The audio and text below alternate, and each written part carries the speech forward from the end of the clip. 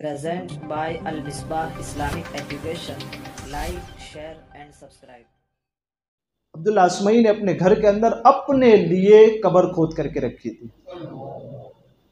जब ये किस्सा मैंने खुद पढ़ा तो ये हमारे दिलों को हिला देने वाला था कि क्या ऐसे भी बंदे पैदा हो गए दुनिया में कि जिन्होंने कब्रें अपने हाथों से अपने लिए अपने घर में खोद के रखी थी। पूछा ये क्या किया है तुमने, अपने घर में अपने लिए कब्र खोद करके रखी है। अब्दुल्ला असमई जवाब देते हैं, जब मेरे दिल के अंदर सख्ती पैदा हो जाती, सख्ती तो समझ रहे हैं, जिसको गुजराती में मैं कहूं तो कठाणता,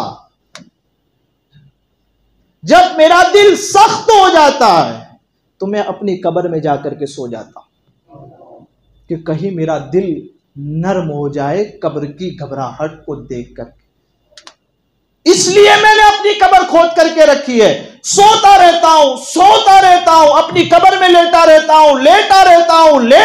हूं, यहां तक कि मेरा ज़मीर मुझे आवाज देता है, ए अब्दुल्ला इस्माई उठ जा अपनी कब्र से, अल्लाह ने तुझे पलटा दिया है, अच्छे काम कर उस वक्त तक कि तुझे तेरी कब्र से दोबारा पलटने का मौका नहीं दिया जाए।